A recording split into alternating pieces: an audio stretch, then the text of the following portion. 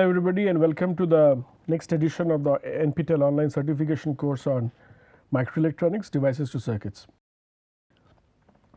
In our previous module we had looked into a simple multi-stage amplifier based on a differential amplifier based operational amplifier, and we also saw the methodology for extracting various parameters of the op amp.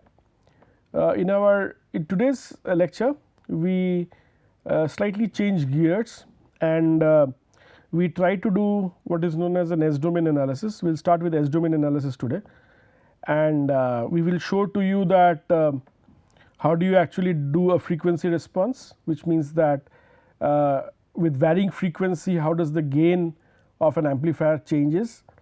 We will also look into the concepts of poles and zeros and what is a transfer function.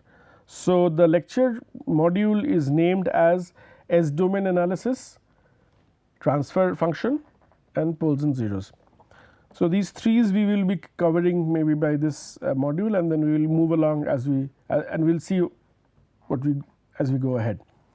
So, the outline of this talk is something like this, that we will start with. First of all, we will explain to you later on maybe what is an S domain, and though I have written it here at the very first instance, but we will be using this later on, right. So, we will be using the concept of S domain analysis later on, and we will finally come to, we will first initiate our discussion with transfer function, explain to you what is a Bode plot, and then look into what is known as the short circuit and open time circuit constants, and then finally recapitulate our work, right. So, this is the general scheme of things which we will be following as far as this course is concerned. Now, when we say in S domain, typically most of the signals, input signals which you will be encountering will be in time domain. So, for example, let us say x equals to a sine of omega t, or let us say x equals to y sine omega t, which means that x is basically a function of time t, right. So, this is in time domain. Now, a new there was a requirement, we will not underline at this stage, not why, but to convert this time domain and to frequency domain, right. So, we define S to be equals to j omega, and this is what we define as the frequency domain. So, this is known as the time domain analysis, and we have got here a frequency domain analysis. So, in most of the cases we will be actually looking into frequency domain analysis, and then when time permits we will go to time domain analysis, but at this stage we are not looking into the methodology by which you can convert a time domain into frequency domain and vice versa. We are assuming that we do already have an in S domain, which is in the frequency domain, we do have the certain characteristics available, and from there I can find out the values of this thing, various characteristics of the device or circuit. We define a new term here which is known as the transfer function. Transfer function, as the name suggests, is very simple and basic fact.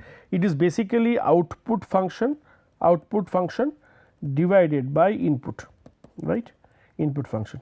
So, this is known as transfer function. As the name suggests, it is transferring from output to input. So, we define this to be as output function divided by input function. We define output function. So, output can be current voltage, input can also be current voltage. So, therefore, I can have sort of 4 types of transfer function available to me, because there are 2 inputs and there are 2 outputs. So, 2 to the power 2 4, I can have 4 combinations of transfer functions available to us to me in a much more detailed manner. But before we move forward, let me show to you that what is the meaning of poles and zeros before we move forward. I will be keeping to the bare minimum understanding so that we can concentrate more on the circuit aspects of it. For understanding more on poles and zeros, I would refer that you go for a basic course on network theory and synthesis part of the network theory, and there this will be discussed in a detailed manner. Look at this transfer function. If you look, Ts is given as k times, in the numerator you have S minus Z1, S minus Z2, S minus Zm divided by S minus P1, S minus P2, S minus Pn. Now, we all know that the output current or voltage or input current or voltage can be expressed in a linear relationships, and this can be therefore factorized as given as this and this, right. This k is basically a constant which is basically an s it does not depend upon the frequency, it is basically an integral constant and it is kept outside here, right, also referred to as gain for most practical purposes. So, I get therefore s minus z1 s minus z2. So, if you for example, if this would have been s minus z1, right, and then s minus z2 divided by s minus p1 into s minus p2 minus p2, then if you open it up I get a square minus square z1 z2 plus z1 z2 divided by s square, so on and so forth. So, this is basically a quadratic equation here, and I can remove the quadratic equation in form of partial factors, and these are the partial products of each one of them, right. Now, therefore, it gives me an idea that or I can explain to you from this basic equation itself that if let us suppose my s happens to be equals to z1, let us suppose, then what happens is that this z minus, so s is equals to z1, so z minus z1 is 0 and all of T s is equals to 0. Similarly, when s equals to z2 or till s equals to zm, for all the cases I get T s equals to 0, right, which means that in the numerator if the solution of one of the points of the numerator happens to be either z1 to zm, then the whole function actually goes to 0. Similarly, in the denominator if each of the function s goes to p1, s goes to p2 and so as s goes to pm, then the output T s goes to infinity, right. So, these are the points z1 z2 till zm which are referred to as zeros are the points where if you are biasing your device in frequency domain at those particular points the gain will be exactly equals to 0. Whereas, if you are biasing your points at P1, P2, Pm, then your gains will be infinitely large. So, if you bias your amplifier whose transfer function is given by this equation which is shown in front of you, then and if you bias it at P1, P2, P3, Pm, I would expect to see a maximum gain, and if you are able to bias it at Z1, Z2, Z3, Z4, then we define that the gain will be equals to 0. So, therefore, we define this to be as poles and zeros, right. Poles are the points in frequency domain where your gain becomes infinitely large, and zeros are the points in the frequency response where the gain is approximately equals to 0 or exactly equals to 0. Therefore, Z1 and Z2 to Zm are defined as zeros and P1, P2, P3 are referred to as poles of the transfer function. K is a constant which is independent of frequency. So, this is the basic understanding of this thing. So, therefore, if you therefore, as I discussed with you just now that since there are two quantities current and voltages and there are two ports input and output, I can have therefore 2 to the power 2 4 types of a transfer function. The first transfer function is very simple, voltage transfer, which refers to as output voltage by input voltage. So, V0s or VOS upon divided by VIS is basically giving meaning that it is output voltage by input voltage. If you look at the current transfer function here, then it is basically output current by input current, right. If you are doing a trans resistance function, then output voltage by input current, and trans conductance if you see, then output current by input voltage, right. So, the first two are dimensionless quantities and the next two are of the these. So, these two are basically your dimensionless, right, dimensionless, and this is of the order is of ohms, right, and this is 1 upon ohm,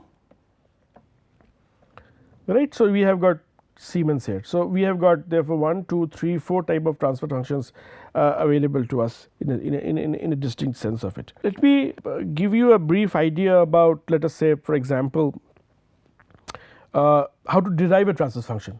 So, given a circuit, given any circuit, how can you derive the transfer function? I will just show you one example for that, and using basic this thing, we can actually go ahead and show it to you. For example, we will take the same circuit as this one, and let us see how it works out. That so let me just draw for you. So, I have got this, and then we have got RS here, then we have CS here, and then we have RP here, and then we have V out coming like this. So, this is RP,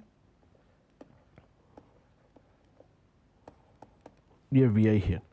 So, if you plot V0 by Vi, I get RP upon, because it is a core potential divider sort of technique, plus 1 by SCS. SCS basically meaning that if you remember, you will the capacitance, any capacitance C will have its capacitive reactance to be given as 1 upon j omega C, right. So, this j omega is replaced by S. So, I get 1 upon SC. So, that is the reason I get 1 upon SC here written in this manner, right. And therefore, I can write down this to be as equal to S into RP into CS divided by 1 plus S times RS plus RP into CS, right. And then if you break it down, I get RP upon RP plus RS, right. And then if you write it down, I get S upon RS plus RP, right, into CS divided by the 1 plus S times RS plus RP times CS, right. So, I get this into consideration into all these things, and therefore, I can write down this. So, this is basically a K, which is basically a constant independent of frequency. I get S times tau S into 1 plus S times tau S, right, where tau S is given as RS plus RP multiplied by CS, also referred to as time constant of the circuit, right. So, I get K times S tau S upon 1 plus S tau S as a circuit. Now, if you come back to this from this explanation, as you can see, this is what I got also in the previous discussion just now, and you will see that sorry, just a minute. So, I get, yes, this is what I got. I got so if you see, if I replace this S by j omega, I get K times, right, j omega tau S upon 1 plus j omega tau S, right. You might be asking the reason why, then why not eliminate 1, because 1 will be very small as compared to j omega tau S. The reason we are not doing it is because at for very low values of omega, this condition will not hold good, that j omega tau S will be always greater than 1, right. So, for not all values of omega you will have that condition. For certain values of omega, of course, it will be greater than 1, and then it becomes independent of K. Now, let me give you a physical insight, and then we will mathematically connect that with this equation which we just now derived, right. See, if you look at this a 2-port network where this is my V in and this is my V out, and then maybe fix the value of Vi, that is okay. So, we find out V0 by Vi, which is function of S, right, S. Now, if you start varying my omega frequency from a very low value to very high value, let us see how it works out. When your omega is very small, or let us say omega is 0, which means you are doing a DC bias. When you are doing a DC bias here, then what will happen? Output will be 0, and the reason is when omega equals to 0, 1 upon j omega C will be infinitely large, and therefore, the capacitance will behave like an open circuit, and we already know that in a DC bias condition, capacitor starts to behave like an open circuit, and therefore, V0 will be equals to 0, right. So, at omega equals to 0, V0 will be equals to 0, and therefore, your transfer function will give you a gain equals to 0. Now, if you go on increasing the value of omega, right, then this XC value starts to starts to fall down from an infinity value to comes down, and therefore, it allows more and more signal to be transferred in the output side. and the gain therefore starts to the gain therefore starts to increase as we move ahead, right. The gain starts to increase.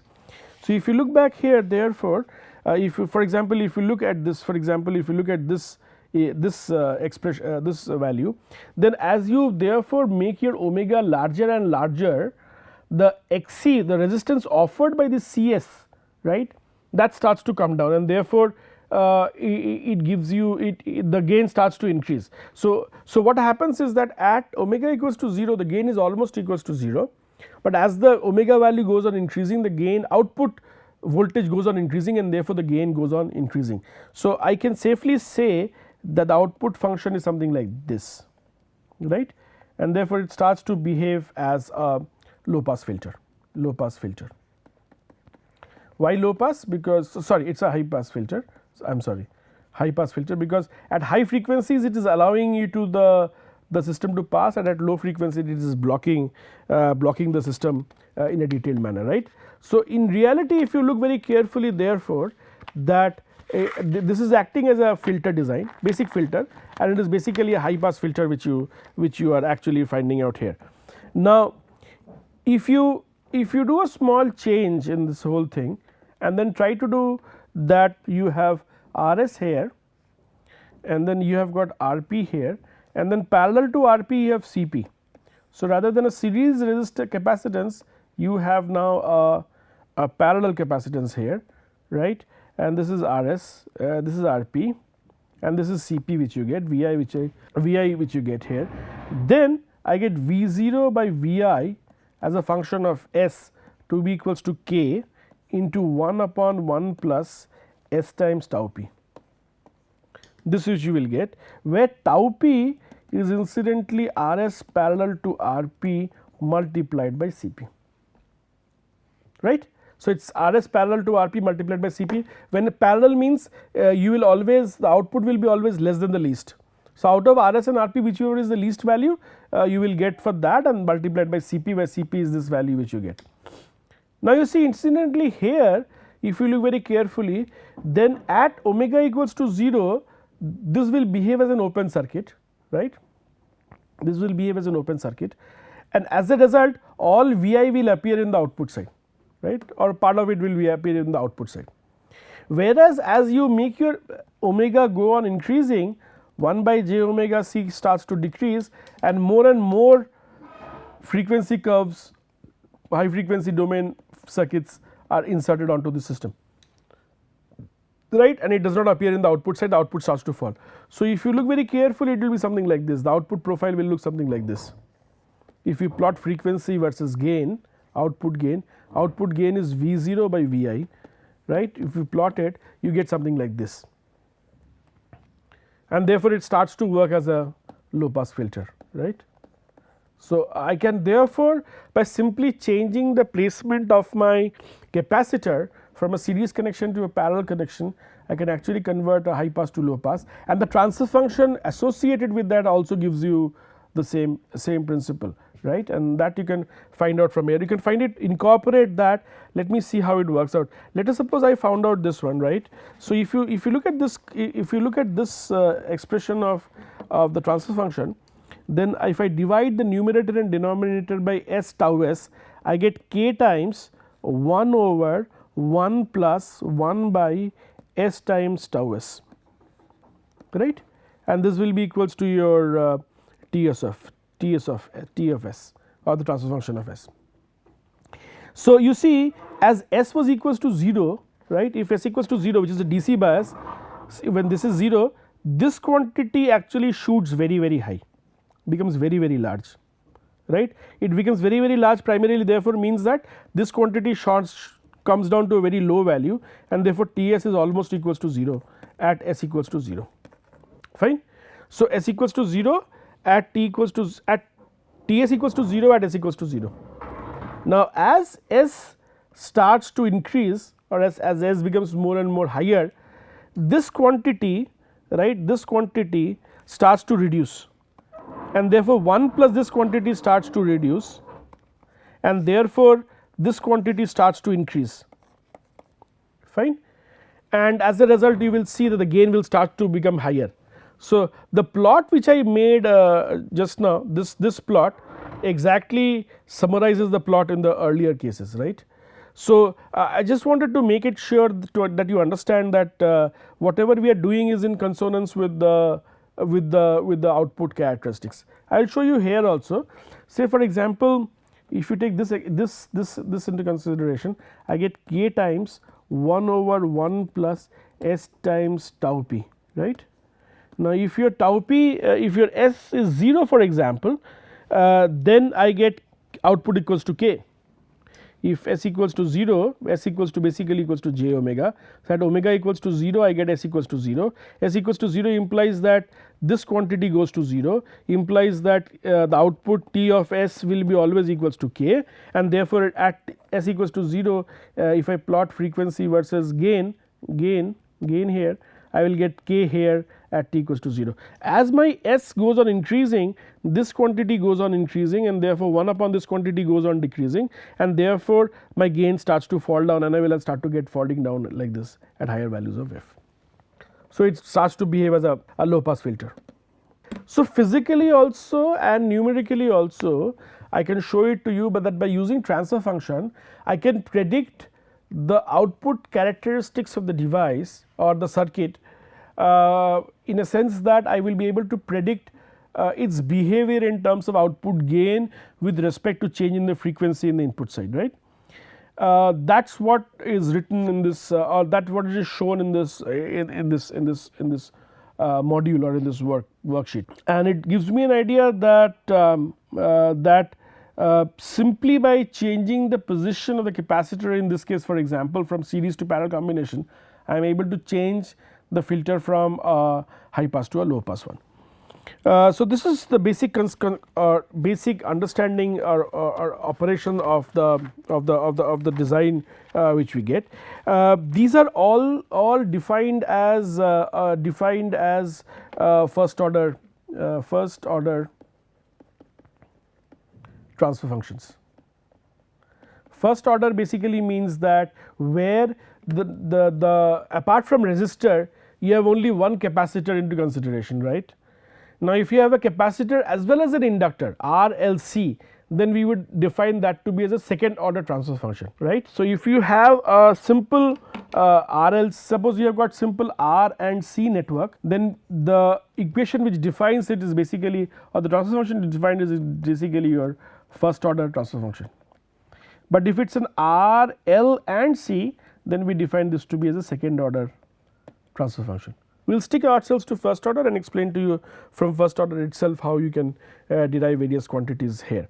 So, we see that therefore, we have got 4 types of functions. Transfer function can be given, we can evaluate it, and we can get the values.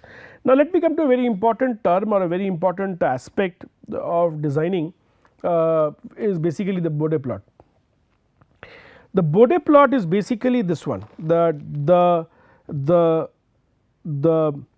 variation of the gain, voltage gain in dB with respect to frequency in log scale, because if you remember frequency we are varying from 0 to maybe gigahertz value or maybe megahertz or gigahertz value, and therefore, if I keep it in a linear scale I will never be able to get the actual profile, because linear scale will give you a very large linear scale with us, and therefore, what people have proposed is that the y axis or the y scale should be basically a log scale, right, and in the log scale we have the frequency which is there, and on the y axis we have the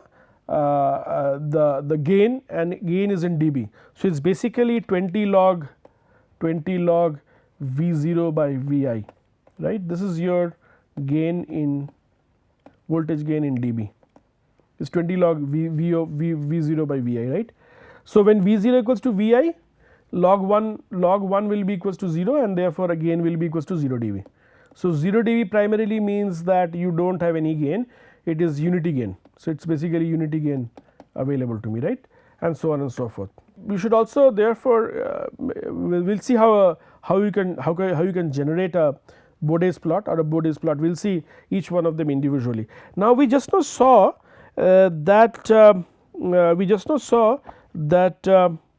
that let me just again come back to the same concept here, and let me explain to you that that we just now saw that tau s was equals to R s plus R p into C s, right, and T of j omega, because T of s was equals to V of j omega upon V I of j omega, right, and is given as R p upon R p plus R s, right, into j omega tau s divided by 1 plus j omega tau s. So, if you take the mod of t of j omega, then I get square of this whole quantity, and I get R p upon R p plus R s, the magnitude of this one of course remains the same, into omega tau s upon 1 plus omega square tau s square. Or if I do it in terms of T j of f, because it is 2 pi f equals to omega, I get R p upon R p plus R s, right, into 2 pi f of tau s upon 1 plus 2 pi f of tau s whole square, right, whole square, and then there will be, this will be square root. So, this will be square root here. So, I will get this consideration in this particular form. Now, if I therefore write T j of f, right, in dB, I just need to find out 20 log of T of j f, right, and therefore T j of f in TB in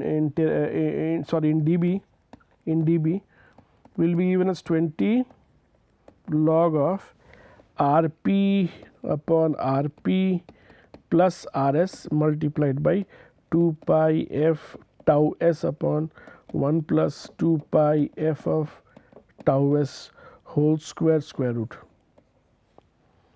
right. And if you look at this, is exactly the same thing as this quantity, because why this quantity? Because if you just break it down, I can break it down into two parts. I get 20 log of R p upon R p plus R s, right, I can break it into this, plus I get 20 log of 2 pi f of tau s, right, and then I can get a minus sign, 20 log of, right, 1 plus 2 pi f tau s whole square root of this one. That is what we define now as T of j f in dB. So, the whole quantity which we found out just now can be therefore broken up into three parts, 1, 2, 3, and we will see in the next turn, in the next module, that when we start with this and this, and we add these three together, how the profile comes out in the output side, right. So, we will just do a principle of superposition for all these three and check out the values of the output Bode's plot, fine. In the next turn when we take up, we will discuss this point. Thank you very much.